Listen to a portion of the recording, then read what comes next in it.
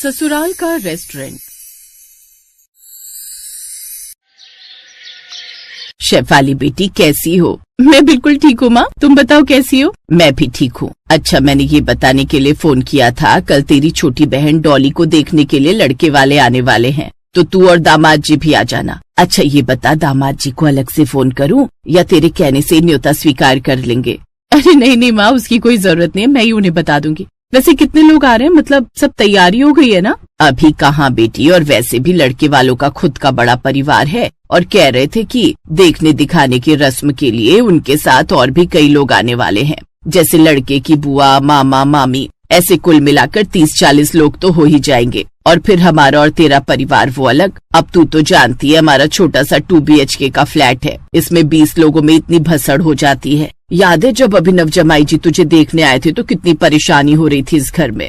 इसलिए हम सोच रहे थे क्यों ना हम ये देखने दिखाने की रस्म जमाई जी के रेस्टोरेंट यानी तेरे ससुराल के रेस्टोरेंट में ही रख लेते हैं। तू जमाई जी से बात करके देख क्या बोलते हैं। ठीक है माँ, आप टेंशन मत लो, हो जाएगा। मैं अभिनव जी से बात करके आपको बताती हूँ। शाम को अभिनव रेस्टोरेंट से घर आता है तो शेफाली उन्हें सारी बात बताती है। कल के लिए रेस्टोरेंट और वो भी 40 लोग, फिर तो वो बुक ही करना पड़ेगा ताकि उसमें और कोई कस्टमर ना पाए। हाँ तो इसमें कौन सी बड़ी बात है, कल के लिए रेस्टोरेंट अपनी फैमिली के लिए बुक कर दो। तुम तो जानते हो हमारा घर छोटा है, तो बस इसी के लिए माँ पापा थोड़े परेशान है। अच्छा ठीक है, मैं कल के लिए रेस्टोरेंट बुक कर देता हूँ। अभिनव अगले दिन रेस्टोरेंट बुक कर देता है। जीजू आपने स्नैक्स तो बढ़िया बढ़िया रखवाया ना। वो क्या है ना, गगन जी की फैमिली पंजाबी फैमिली है और उनको खाने पीने का कितना शौक होता है ये तो आप अच्छे से जानते हो। हाँ हाँ साले साहब, सब इंतजाम हो गया, आप टेंशन मत लो।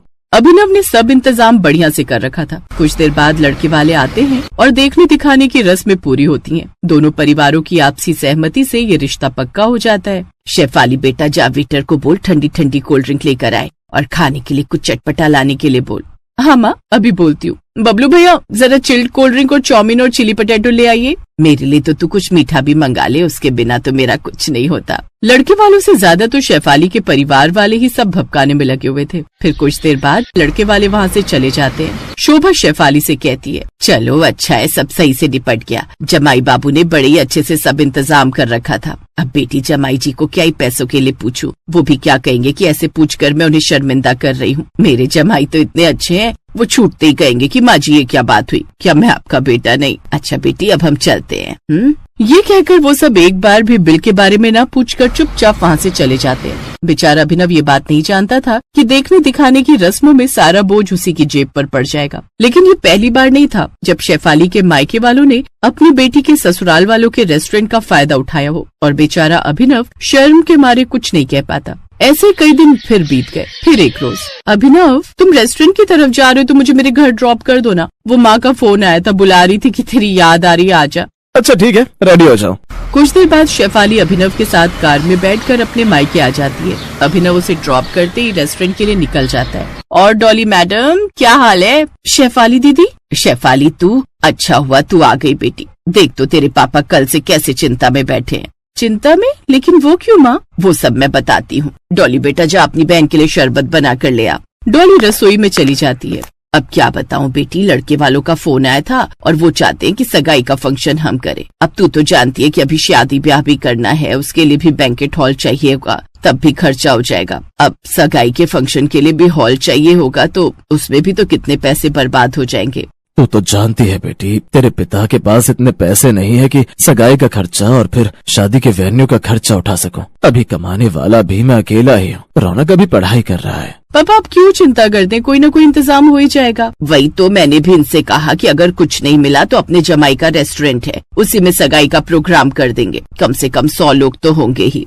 हाँ ये ठीक रहेगा बेटी, तू बात कर जमाई जी से। अच्छा ठीक है माँ बाबा, आप दोनों चिंता मत करो, मैं कल ही जाकर उनसे बात करती हूँ। अगले दिन शेफाली घर लौट आती है। फिर रात को डाइनिंग टेबल पर जब ससुराल के सभी लोग बैठकर खाना खा रहे थे तब शेफाली इस बारे में बात करती है।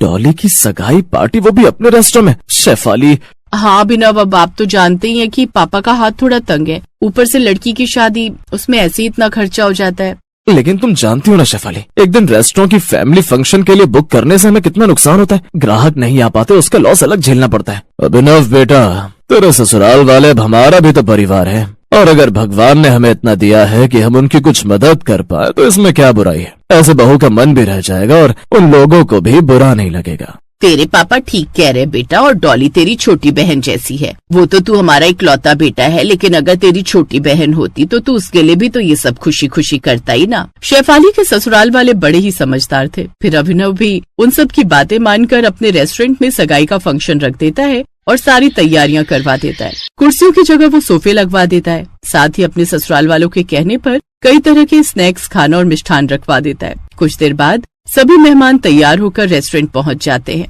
वाह वाह जमाई बाबू, क्या खूब रेस्टोरेंट डेकोरेट करवाया है आपने। इसे देखकर तो ऐसा लग रहा है जैसे कोई बड़ा बैंकेट हॉल है। सगाई का फंक्शन सही से हो जाता है और फंक्शन होने के बाद एक बार फिर शेफाली के चालाक मायके वाले बिना बिल चुकाए वहाँ से चलते बनते हैं। शेफाली बेटी, जमाई बाबू सच में बड़े ही अच्छे हैं, सब कुछ कितने अच्छे से संभाल लिया। वैसे सच कहूँ तो मुझे तो बड़ी शर्म आ रही है उनसे सोफे की किराया देने के बारे में पूछते हुए। अब तुम इतने पैसे वाले हो, इन थोड़े से पैसों से क्या ही फर्क पड़ेगा उनको, है ना। खैर छोड़, अब हम चलते हैं। और अब एक बार फिर वो सब चुपचाप वहाँ से चले जाते हैं। बेचारे अभिनव की जेब फिर से हल्की हो जाती है। वो घर आकर शेफाली को समझाता है। शेफाली, मैं ये नहीं कहता कि अपने परिवार के बारे में मत सोचो, लेकिन अपने मायके वालों के साथ साथ अपने ससुराल के घर का ख्याल रखना भी जरूरी है। तुम अच्छे से जानती हो मैंने कैसे दिन रात मेहनत करके ये रेस्टोरेंट खड़ा किया है। अगर हम रिश्तेदारी के नाम पर ऐसे ही सब फंक्शन करवाते रहे तो ऐसा ना हो कि एक दिन ये रेस्टोरेंट बंद हो जाए।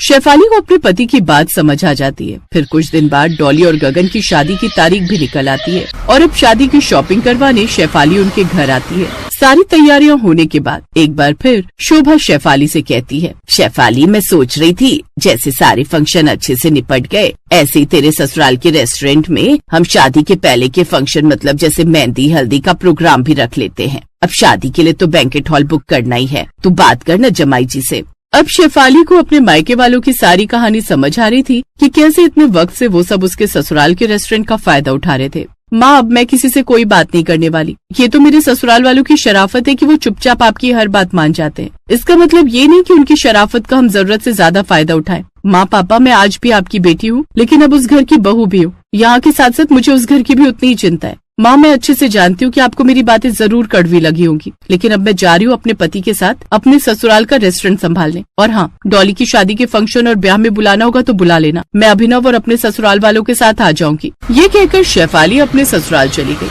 अपने मायके वालों से प्यार करो, इसमें कोई बुराई नहीं, पर ससुराल की मर्यादा को भी कभी मत भूलो। ज्यादा छूट कभी कभी रिश्तों की गरिमा को कमजोर कर देती है। मायके और ससुराल वालों के बीच संतुलन बनाकर चलना ही एक बेटी बहू की सच्ची समझदारी है।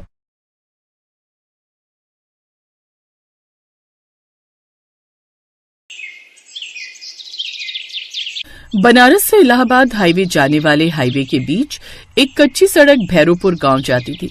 वो गांव बहुत हरा भरा और शांति प्रिय था।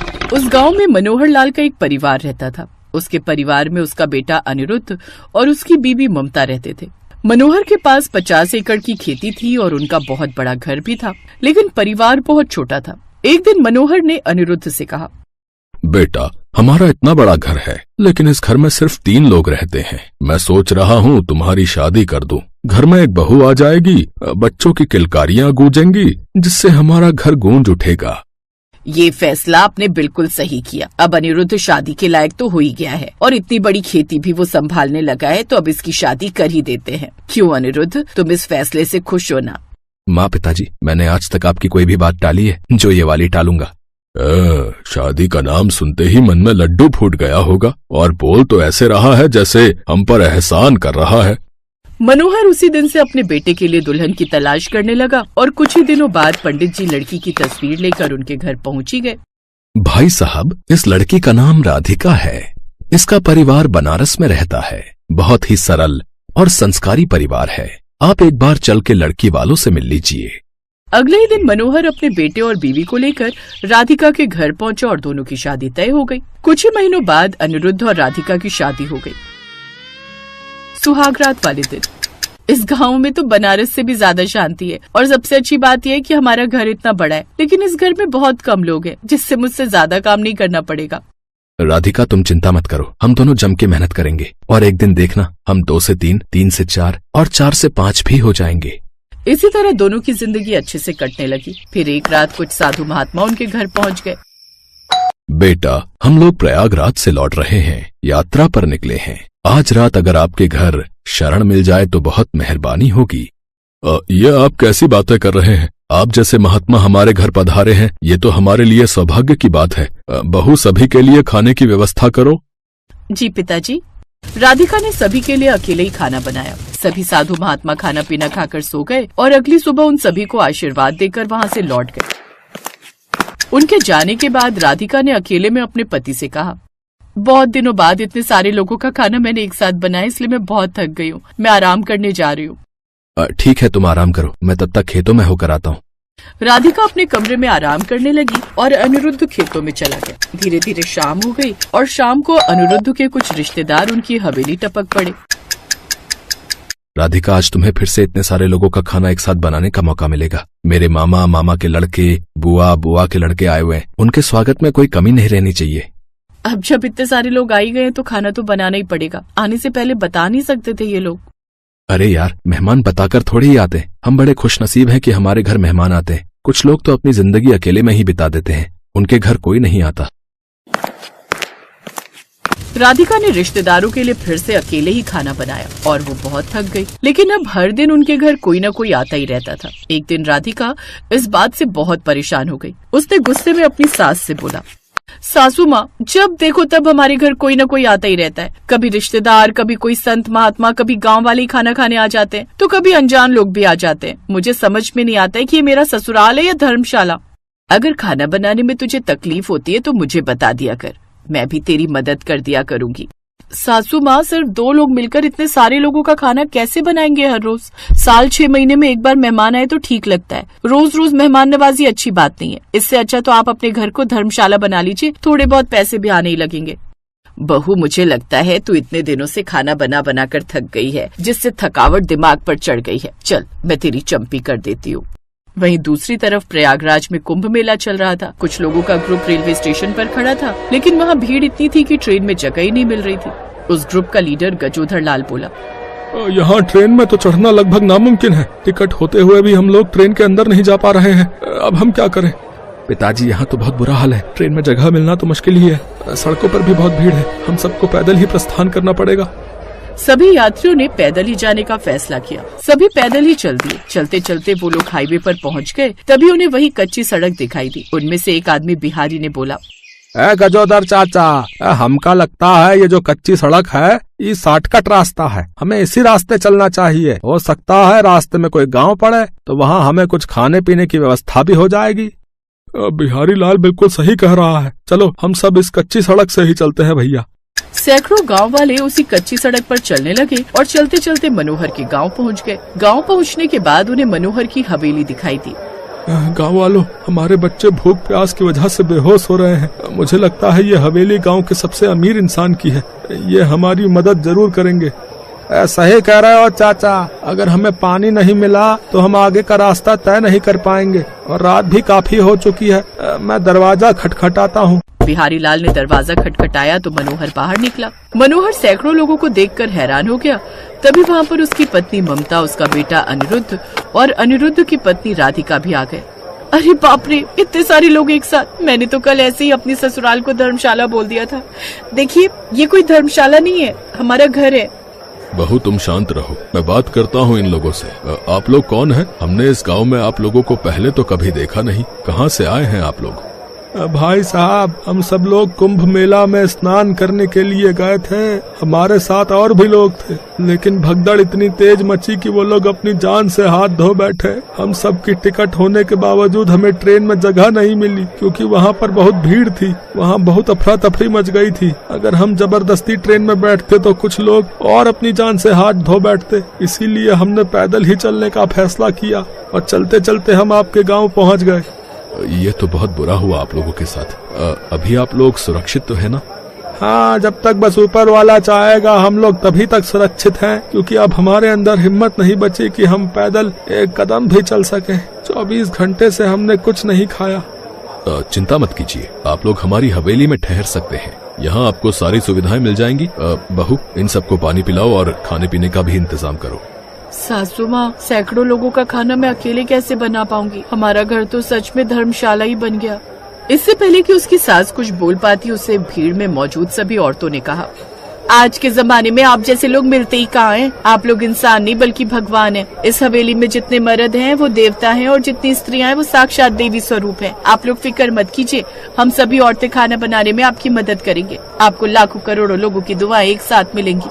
उनकी बातों का असर राधिका पर बहुत गहरा हुआ। राधिका ने उन औरतों से कहा, हम लोग कोई भगवान नहीं है, हम लोग भी इंसान हैं। आजकल लोगों के अंदर बुराइयां इतनी बढ़ गई है ना कि कोई भी इंसान हल्की सी भी अच्छाई कर देता है तो वो लोगों की नजर में भगवान बन जाता है। चलिए आप सब लोग मेरे साथ चलिए, हम सब लोग मिलकर खाना बनाएंगे। आप लोगों को कोई तकलीफ नहीं होगी यहाँ।